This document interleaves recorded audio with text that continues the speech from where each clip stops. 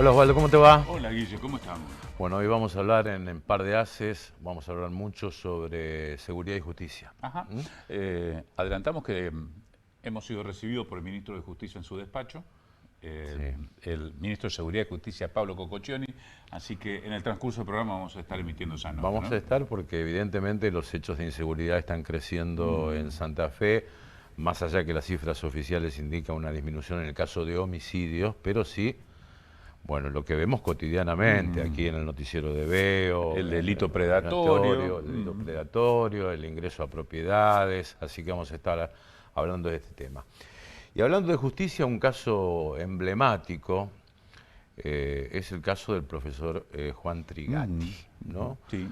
Eh, en Absuelto en primera instancia una situación muy y particular, condenado en segunda instancia, ¿no? Con claro, una una situación situación muy extraña. muy particular porque fue absuelto en primera instancia y después otro tribunal con las mismas pruebas, con los mismos testimonios, con la misma base del juicio, revoca esa absolución y condena a Trigatti, ¿no? Esto incluso ha motivado en su momento exposiciones y como caso emblemático expuesto en la Cámara de Senadores de la Nación Sí. como, digamos, uno de los ejemplos típicos de falsas denuncias. Pero, bueno, en las últimas horas se conoció una carta motorizada por el gremio SADOP, pero que firman mujeres feministas, docentes, compañeros de Trigatti, donde hay, es una suerte de carta a los jueces por este tema. Pero vamos a recordar qué es lo que nos decía el Exacto. propio Juan Trigatti cuando vino aquí a nuestro programa en un par de minutos. No creemos que haya sido una animosidad contra mi persona, contra mi familia.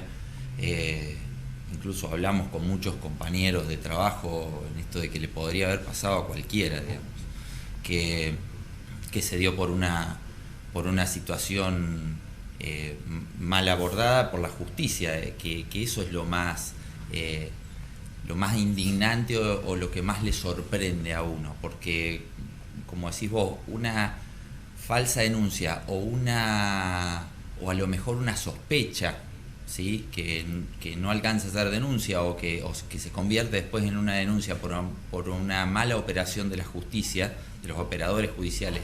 Eso es lo tremendo, digamos, que no se haya podido acompañar de una manera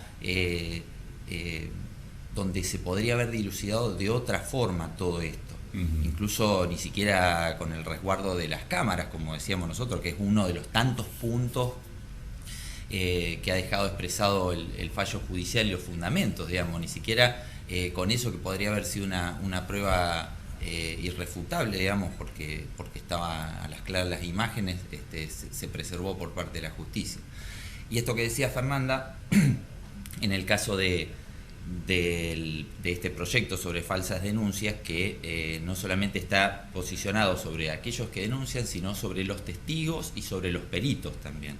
Sí. Que, yendo a nuestro caso, podría ser directamente aplicable, digamos, a algunos de los peritos que estuvieron en el servicio de niñez, digamos, que de una manera que incluso los fundamentos del fallo lo plantea como oscuros a la relación entre la fiscal del caso, la doctora del Río Ayala, la perito de niñez, la doctora Taboada y su socia, luego querellante, la doctora Walker Torres, digamos. Entonces, el mismo fallo y fundamentos de los fallos, del fallo judicial, digamos, pone un manto de dudas y de oscuridad, como lo llama ahí, sobre esta relación. A ustedes le quemaron la casa, le mataron los perros. Bueno, la charla seguía, le quemaron la casa, le mataron las mascotas, bueno, en fin, y todo lo que sucedió después. Con nosotros Cecilia Santamaría. Cecilia, ¿cómo estás?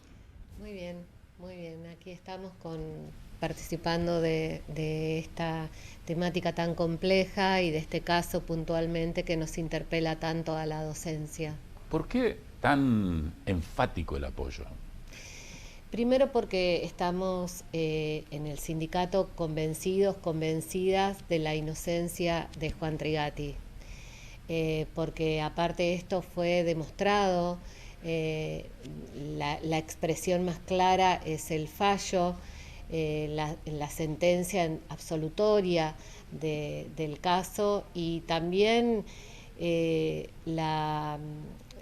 digamos, se comprobó que hubo muchas irregularidades en la investigación, muchos procedimientos cuestionables, y nosotras dentro del sindicato tenemos un espacio, un departamento de políticas de género, y sentimos la necesidad de poder expresarnos con una de las tantas voces que tiene el feminismo, con esta voz feminista dentro del sindicato, con el acompañamiento también de otras voces dentro del feminismo que ven de la misma manera este caso puntualmente, ¿no? ¿Y no temen que las corrientes más enfrentadas a esta situación, digamos, las cuestionen esta postura que han tomado ustedes? No, en absoluto. Hablamos de feminismos, ¿no? Sobre todo los feminismos concebidos desde Latinoamérica, en donde justamente la pluralidad de voces, la intersectorialidad que tenemos es parte también de la riqueza del feminismo, de los feminismos. Y nuestra voz es territorial, es muy situada, está también muy circunscripta al ámbito de la docencia, y esto surge frente a la aparición de estas figuras de amicus curiae de determinadas agrupaciones, organizaciones feministas, donde hacen algunos planteos mirando este caso, y nosotras sentimos la necesidad de poder también expresar esta forma de mirar también de manera situada y territorial este caso puntualmente, ¿no? Porque también consideramos que este fallo de segunda instancia nos deja en una situación de mucha vulnerabilidad a la docencia en general. Independientemente de este aspecto, el último que estaba planteando, digo, por un lado, en primera instancia el juez inferior o el tribunal inferior cuestiona fuertemente el accionar de los operadores de niñez, incluso los mismos estatales, y por otro lado, la segunda instancia, la Cámara de Apelaciones, la rescata y critica al tribunal diciendo que cómo se pudo haber obviado, que critica ese punto de vista, que es quizás el fundamento, pongamos nombre y apellido a la Cámara Gesell, que se la ha cuestionado. Desde el punto de vista feminista, ¿es posible que los chicos hayan sido permeables, influenciados como para declarar en contra de un docente, de un maestro suyo, ¿no? Bueno, hay un montón de interrogantes que uno puede empezar ahí a desmenuzar. Nosotras realmente conocemos el lugar, cosa que estos jueces de segunda instancia no han ido a ver, el patio de la escuela, el lugar. Nosotras conocemos los testimonios de las docentes que trabajan ahí, que trabajan en la escuela, que conocen también el contexto, el entorno, que conocen las familias. Digamos, no hablamos desde un lugar lejano con ausencia de algunos elementos que se pueden que puede suceder a la distancia. Nosotros hablamos con conocimiento de la territorialidad y de la escuela Ceferino y de muchos aspectos que se dan ahí en ese contexto complejo. Y el Tribunal de Primera Instancia plantea lo de sugestión colectiva. Y la docencia, nosotros conocemos mucho de esto porque se da en las escuelas, algo que comienza siendo quizás pequeño y que después se empieza a agrandar, empieza a ver en la situación escolar, hablo, ¿no? Situaciones de contagio que incluso se expanden a las familias, cosas que se agrandan. Bueno, no digo, lo peor que nos puede suceder es hacer generalizaciones y querer etiquetar, ¿no? En esta situación pasa esto, en otra. Sí. Hay que ir viendo siempre los casos con todo el cuidado que cada caso necesita, una mirada muy cuidada, muy atenta a estos elementos complejos. Cecilia, yo quiero volver sobre un término que utilizaste y que está expresamente volcado en la carta. Ustedes dicen que están en una situación de vulnerabilidad o son vulnerables. ¿Por qué? ¿Y en qué circunstancias? Porque el escenario escolar es muy diverso. Hay en esa vida cotidiana de la cultura escolar se presentan muy diversas situaciones, desde un niño o niña que se descompone, desde un niño o niña que tiene alguna situación angustiante, una caída, son muy diversas las situaciones que se plantean. Y las formas de dar respuestas desde la docencia y dentro de la práctica pedagógica, hay un vínculo histórico, te diría, que tiene que ver con esa tríada entre el vínculo afectivo y también el vínculo con el objeto de aprendizaje, que es todo eso forma parte de la práctica pedagógica. Vamos a algunos ejemplos. ¿Qué pasa si un chico se descompone y tiene que ir al baño? Claro. ¿El docente lo acompaña, no lo acompaña, lo limpia, no lo limpia? Si se cae al piso y se lastima, ¿qué hace el docente? Son todas las preguntas que en estos momentos están interpelando a la forma de interacción que se da en la escuela. Si hay una amiga que dice siempre va a llegar un día que un chico se caiga de un árbol y nadie lo va a levantar porque tiene miedo a tocarlo. Bueno, estas situaciones nos ponen en una nueva, esta situación de desconfianza, las lógicas de desconfianza que le decimos desde la docencia, están instaladas en las escuelas con una fuerza de reproducción muy importante que ocasionan esto que vos decís, que por ahí hay un chico que se descompone y una maestra puede decir, no, pero al baño no hay que acompañarlo, o sí, tenemos que ir entre 2 o 3, ¿y qué pasa si no hay 2 o 3? Esto que estás describiendo si son las cosas que ocurren, exacto, que están ocurriendo. Exacto. Ahora, Cecilia, entre el planteo de Guillermo y la descripción que vos estabas haciendo de este tipo de situaciones, llevadas a un tribunal, ¿no? Aparece la figura de la cámara Gesell, en donde el chico es libre de presiones, establece un relato que es interpretado por una psicóloga y que puede, o un psicólogo, que va a decir si el relato tiene cierta verosimilitud, tiene cierto grado de coherencia y si se ajusta a tiempo y lugar, no da un fallo, una decisión contundente. Digo, en estos extremos, de decir, no lo toco o lo acompaño al baño, en el medio aparece la labor de una profesional que puede decir, no era para tanto, me parece que no es así lo que está relatando, o ese relato no se condice con un abuso sexual, para ponerle nombre y apellido. ¿Cómo ustedes ven eso, no?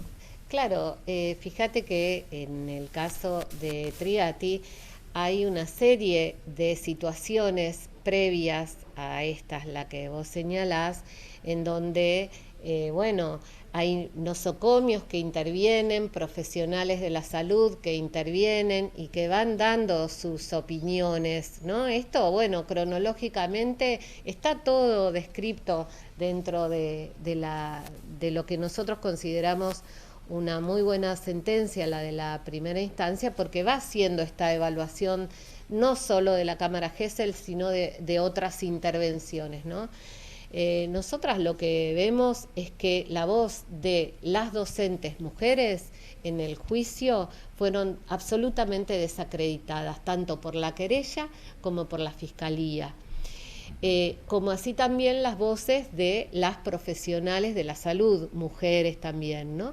Y esto no nos llama mucho la atención porque en el ámbito judicial hay una falta de perspectiva de género generalizada y en esto todas las voces del feminismo estamos diciendo lo mismo, hay que mirar porque el ámbito judicial es un ámbito que todavía le falta mucho para poder profundizar la perspectiva de género.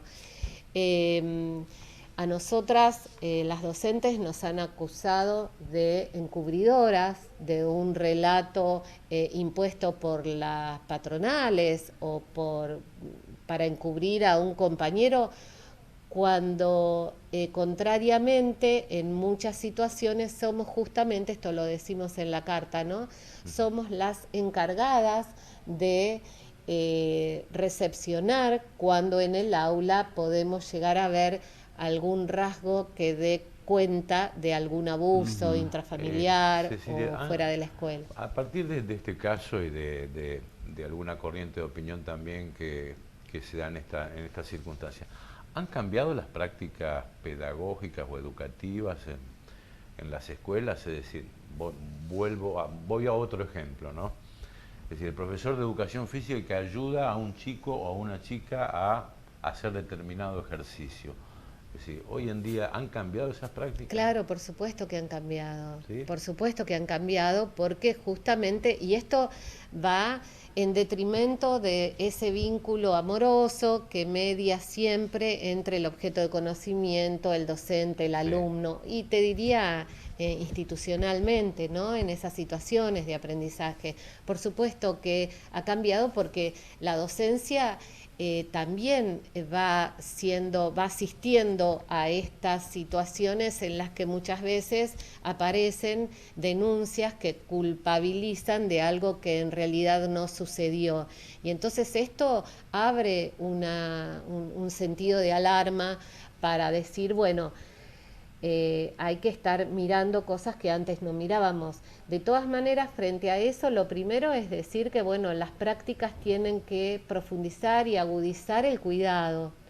Y las prácticas de cuidado tienen que estar pensadas institucionalmente por toda la escuela, y viendo también cómo podemos profundizar los vínculos de confianza con las familias, con el entorno, con el contexto, porque muchas veces el docente, la docente es la depositaria de esa desconfianza. Cecilia, gracias. Gracias No, por la al visita. contrario. Gracias por haber venido. Gracias a ustedes. Establecemos aquí la primera pausa, enseguida retornamos.